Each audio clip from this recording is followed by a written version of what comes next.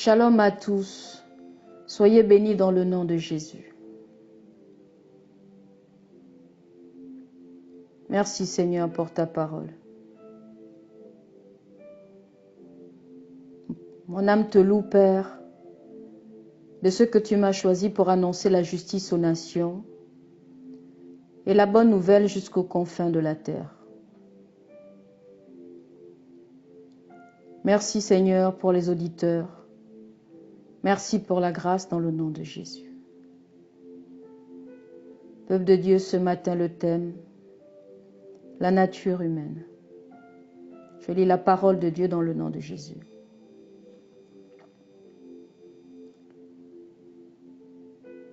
Ecclésiaste 12, verset 3,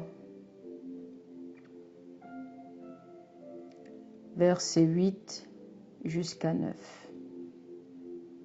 Souviens-toi de ton Créateur, avant que le cordon d'argent se détache, que le vase d'or se brise, que le seau se rompe sur la source et que la roue se casse sur la citerne, avant que la poussière ne retourne à la terre comme elle y était, et que l'esprit retourne à Dieu qui l'a donné.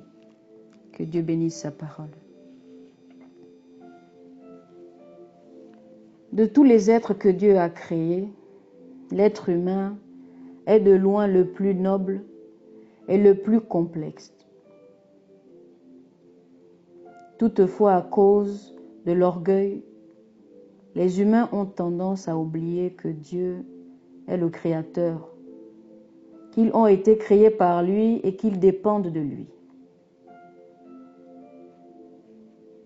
Oui.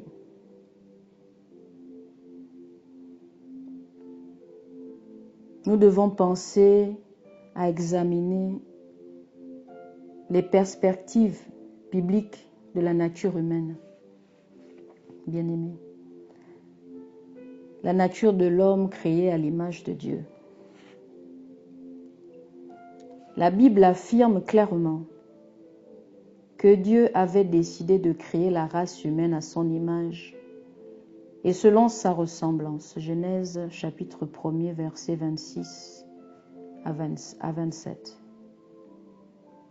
Ainsi donc ni Adam ni Ève ne sont le produit de l'évolution, qu'on entende bien. Genèse chapitre 1er, verset 27, Matthieu 19, verset 4, Marc 10, verset 6. Parce qu'ils ont été créés à l'image de Dieu, ils étaient capables de communiquer avec Dieu, d'avoir une véritable communion avec lui et d'être ainsi le reflet de son amour, de sa gloire et de sa sainteté. Genèse chapitre 1er, verset 26. Remarquez que l'on retrouve au moins 3 aspects différents de l'image de Dieu dans l'humanité. Adam et Ève ressemblaient à Dieu sur le plan moral, car ils étaient justes et saints. Éphésiens 4, verset 24. Leur cœur était capable d'aimer et de vouloir faire ce qui est droit. De même, ils ressemblaient à Dieu de par leur intelligence, ayant été créés avec un esprit, un cerveau, des émotions et le pouvoir de choisir. Genèse 2, versets 19 à 20, Genèse 3, versets 6 à 7. En un certain sens même, leur constitution physique correspondait à l'image de Dieu, à la différence des animaux. Dieu a donné à l'être humain l'image selon laquelle il est apparu de manière visible dans l'Ancien Testament, Genèse 18, versets 1er à 2, et la forme que son Fils a assumée plus tard. Luc chapitre 1er, verset 35, Philippiens 2, verset 7. Quand Adam et Ève ont péché, cette image de Dieu a été sérieusement corrompue, mais pas totalement détruite. Il est évident que leur ressemblance morale a été corrompue au moment où ils ont péché. Genèse 6, verset 5. Désormais, ils n'étaient plus ni parfaits ni saints. Au contraire, une nouvelle tendance à pécher qu'ils ont transmise à leurs enfants a fait apparition dans leur vie. Genèse 4. Romains 5, verset 12. Le Nouveau Testament affirme cette corruption de l'image de Dieu lorsqu'il rapporte que le croyant racheté doit être renouvelé selon la ressemblance originelle de Dieu. Éphésiens 4, versets 22 à 24. Colossiens 3, verset 10. En même temps, le pécheur conserve plusieurs aspects de cette ressemblance divine, dont l'intelligence, ainsi que la capacité de vivre dans la communion avec Dieu et de communiquer avec lui.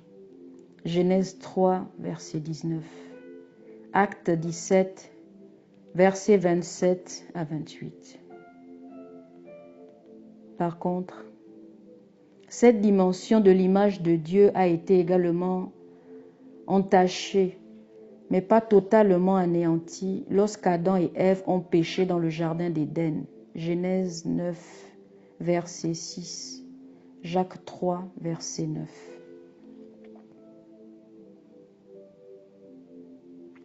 Les éléments constitutifs de la nature humaine.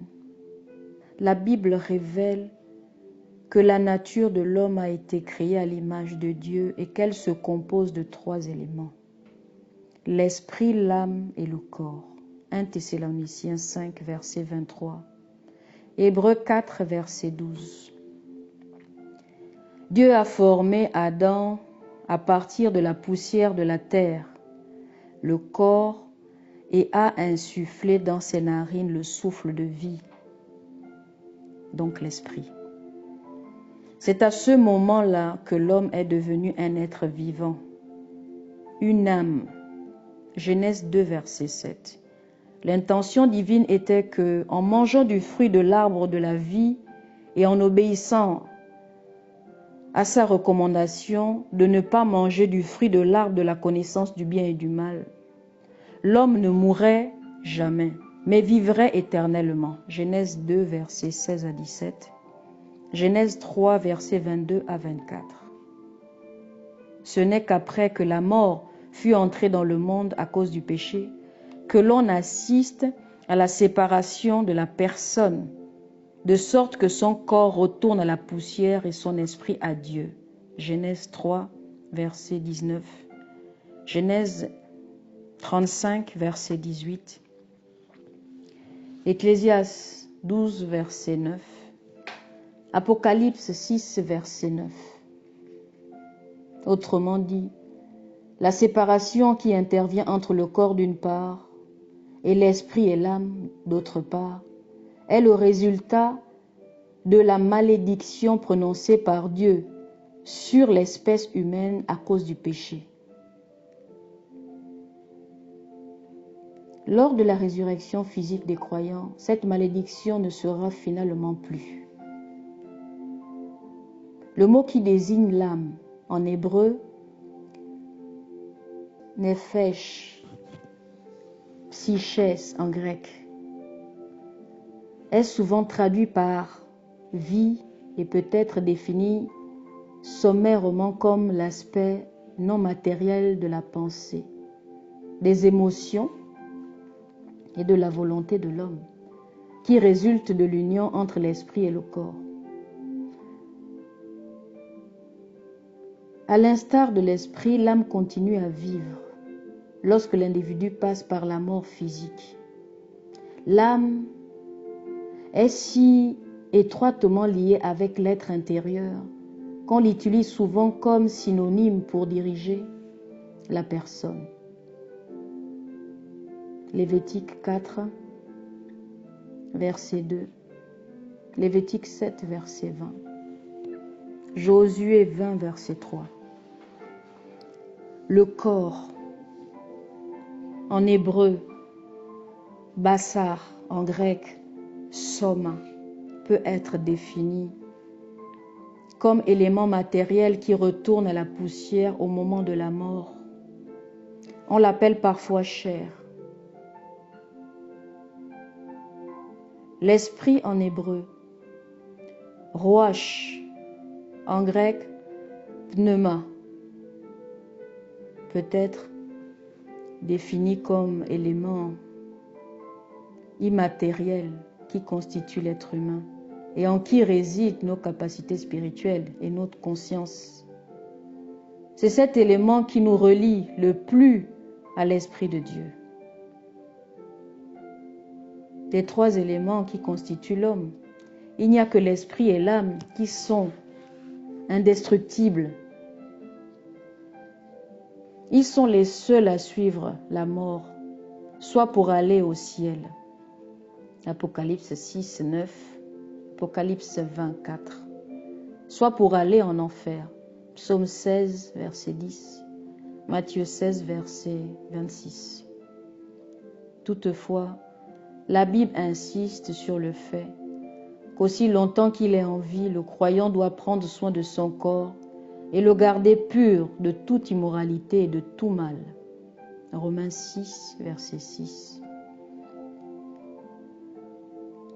1 Corinthiens 6, versets 13 à 20. 1 Timothée 4, versets 3 à 4. Et se consacrer entièrement au service de Dieu. Romains 6, verset 13. Romains 12, verset 1er. Au jour de la résurrection, le corps sera lui aussi transformé et l'homme connaîtra alors une rédemption totale. C'est ce qui est promis à tous ceux qui sont en Jésus-Christ.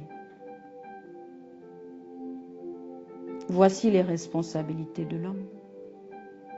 Quand Dieu a créé l'homme, il lui a confié plusieurs responsabilités. Dieu l'a créé à son image, afin qu'il puisse développer avec lui une relation personnelle empreinte d'amour et éternelle, et qu'il puisse le glorifier comme son Seigneur. Dieu désirait tellement que son peuple puisse jouir de sa présence, le glorifier, vivre dans la justice et la sainteté, que lorsque Satan a réussi à entraîner Adam et Ève dans la rébellion et la désobéissance, il a promis de lui envoyer un sauveur afin de racheter le monde. Genèse 3, 15. La volonté de Dieu était que l'homme l'aime par-dessus tout et qu'il aime également son prochain. Le commandement royal. Ce commandement relatif à l'amour résume toute la loi de Dieu. Lévitique 19, 18. Deutéronome 6, versets 4 à 5. Matthieu 22, versets 37 à 40. Romains 13, versets 9 à 10. Dans le jardin d'Éden, Dieu a également établi l'institution du mariage. Genèse 2, versets 21 à 24. Il a voulu que le mariage se limite à la monogamie, c'est-à-dire à une relation entre un homme et une femme. Matthieu 19, versets 5 à 19. Éphésiens 5, versets 22 à 33. Dans le contexte du mariage, Dieu a dit à l'espèce humaine, soyez féconds, multipliés. Genèse chapitre 1er, verset 28. Genèse 9, verset 7. L'homme et la femme devaient donc se produire dans un cadre familial. Dieu considère que la fondation d'une famille et l'éducation des enfants, ainsi que l'établissement de bons liens familiaux, sont essentiels en ce bas monde. Genèse chapitre 1, verset 28. Dieu a également ordonné à Adam et à toute sa descendance d'assujettir la terre et de dominer sur les poissons de la mer, sur les oiseaux du ciel et sur tout animal qui se meut sur la terre. Genèse chapitre 1er, verset 28. Déjà dans le jardin d'Éden, Adam avait reçu la responsabilité d'entretenir le jardin et de donner un nom aux animaux. Genèse 2, verset 15. Oui. Genèse 2, verset 19 à 20. Remarquez que lorsque on désobéit en mangeant, lorsqu'ils ont désobéi en mangeant du fruit défendu, Adam et Ève ont perdu une partie de leur autorité sur ce monde qu'ils ont vu tomber entre les mains de Satan, qui est à l'heure actuelle le Dieu de ce siècle, 2 Corinthiens 4:4 aujourd'hui. Satan contrôle le monde qui est mauvais. 1 Jean 5, verset 19. Galates, chapitre 1er, verset 4. Éphésiens 6, 12. Mais Dieu s'attend toujours à ce que les croyants exécutent son plan en prenant bien soin de ce monde, en lui consacrant toutes choses et en le gérant de manière à glorifier Dieu. Psaume 8, versets 7 à 9, Hébreux 2, versets 7 à 8.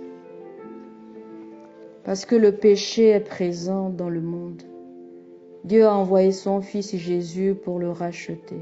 Alléluia. C'est au peuple de Dieu qu'a été confiée l'énorme tâche qui consiste à apporter le message rédempteur de l'amour de Dieu. Bien-aimé, ce peuple, Dieu l'a appelé à être le témoin de Christ et de son salut jusqu'aux extrémités de la terre. Alléluia. Matthieu 28, versets 18 à 20. Actes chapitre 1er, verset 8. Et à être la lumière du monde et le sel de la terre. Matthieu 5, versets 13 à 16. Oui, Père. Tu as fait de nous tes disciples au nom de Jésus. Que celui ou celle qui reçoit ce message, oui Seigneur, l'entende et court et va jusqu'aux confins de la terre annoncer la justice aux nations, jusqu'aux extrémités de la terre, au nom de Jésus. Merci pour la grâce, Père.